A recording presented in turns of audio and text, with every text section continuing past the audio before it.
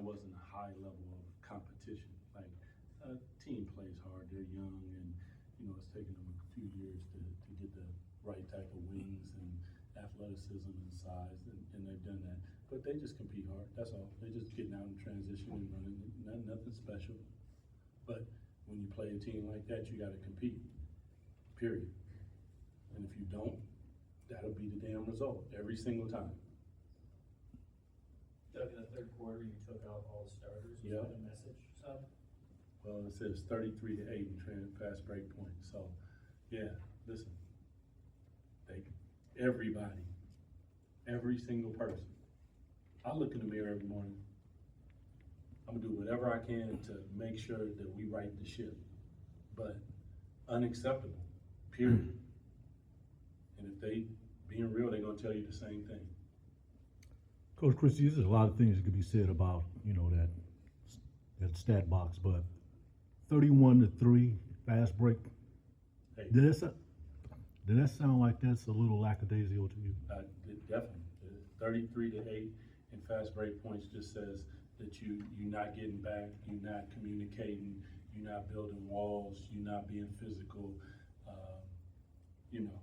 It also goes with your shot profile. If you're gonna shoot bad shots, you're gonna shoot unbalanced floor shots and turn the ball over in live ball turnovers, 20 turnovers and give up 20 points and 33 fast break points. Listen, this ain't about anything but competition and effort, period.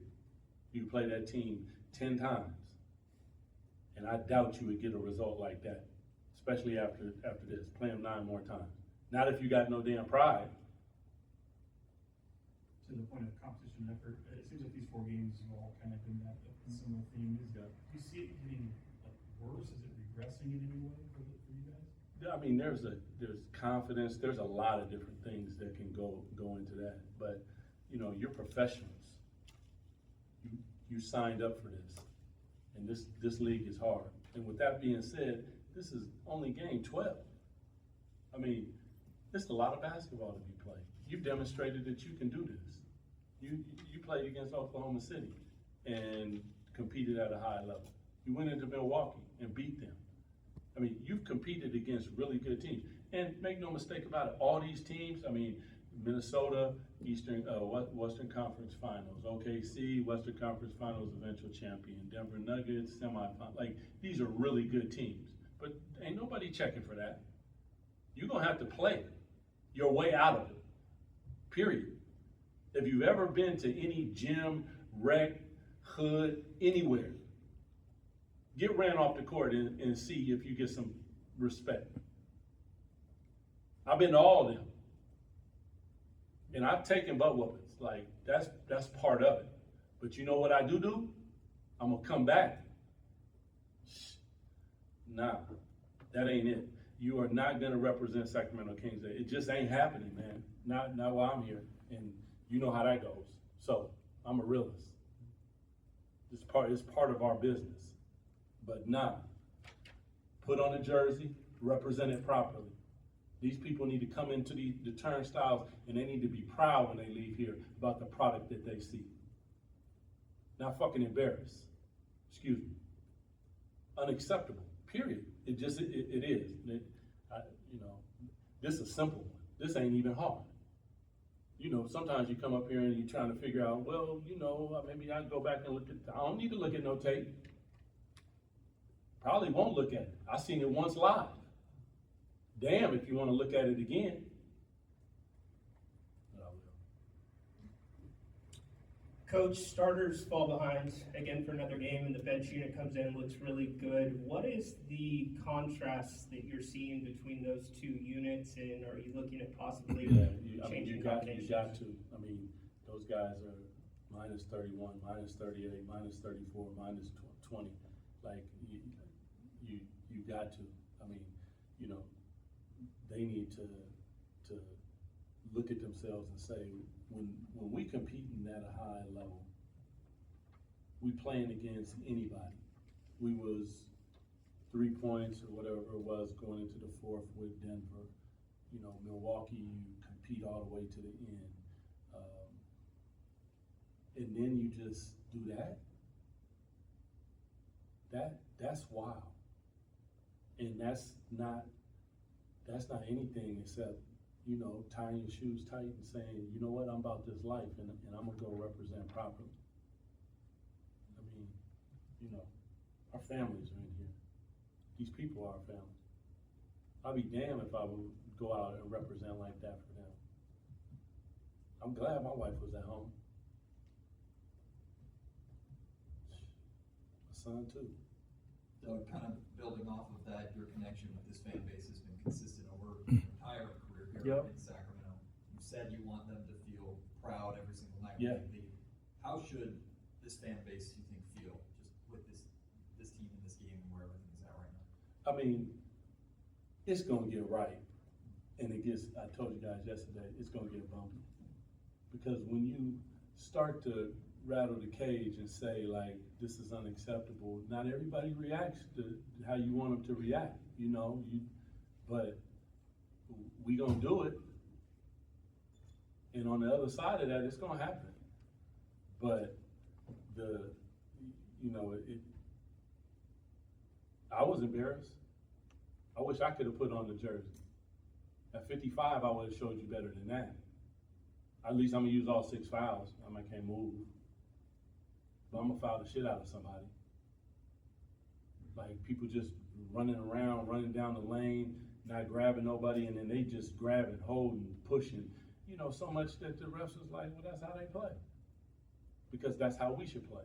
And the ref should say, that's how they play. Can't call them all. But ours is blatant because we ain't touching nobody. We're not physical. So when you're not physical and you're not touching nobody, as soon as you do touch somebody, it's a foul. And then you're looking at the ref crazy. Like, nah, I'd say really too much to the refs because the refs can't help you on this.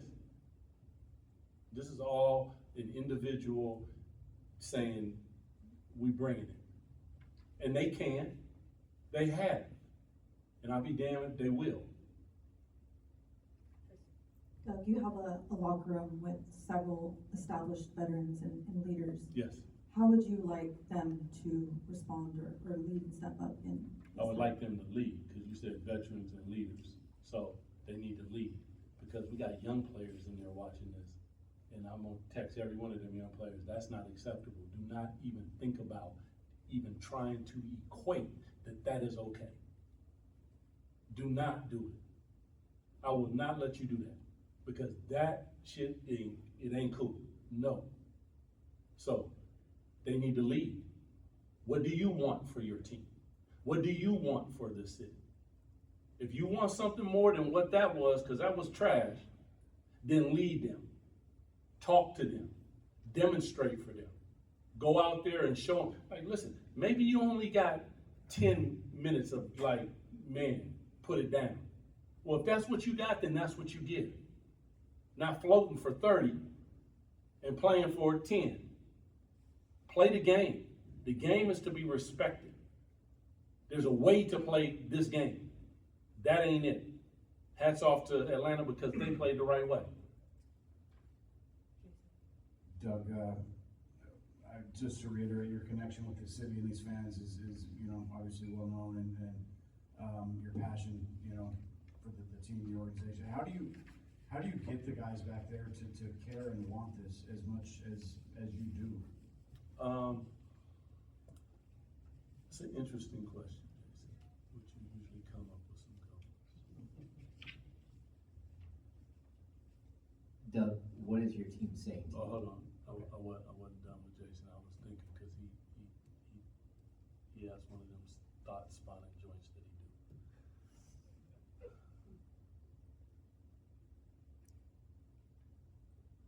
You know, this one is past me, Jason. This is about you. I know what I feel. I know what time I get up. I know what time I put into this. I know how serious I am about my job. I know what I want for them. And I even take it a step further and say, I know what the organization wants. But you gotta want that as an individual. Individually, when you look in the mirror. And then after that, then you go collective. And right now, that's where we run into the problem, is the individual and the collective. Individually, you gotta bring it. And then collectively, you gotta love on each other. You gotta love your brother enough to help him, to talk, to be there, to have extra efforts and multiple efforts on the defensive end of the floor and fly around. Because I'm here to tell you, it's hard. Defense is not for the faint of hearts. That's why everybody don't do it. But if the last thing that I do, we will put a product out there that they like, damn, he did that, and they doing that. It just is how it's gonna be. We're not gonna accept nothing less. I don't want our fans to accept. To your point, don't accept nothing less. Nah, don't. You don't have to. It's people that actually will do things the right way. Might not be as talented, but guess what? That's when the hockey shift came in. We got some young kids. But you know what they're gonna try to do? They're gonna try to compete. Now, you know, Max not as talented as Porziņģis yet, and he got into trouble and need to get back cut, and okay. But it ain't from a lack of effort. It ain't from a lack of want. Go ahead. What are your veterans telling you? Because you got a whole team of them out there, and you had to pull all 5 of them. They saying they want to compete. But one thing that I know is you can talk about it all you want. But this ain't no lawyerly area where we're gonna be verbal competing. We're not doing that. This ain't a debate show. This is physical. This is basketball. So you can tell me all day, and you can tell yourself all day, and you can tell your teammates all day, but one thing that I do know is the ball is thrown up, and that's when you need to step up and show that. Period. Every night. 48 minutes, 24 fucking seconds at a time. Sorry about the check.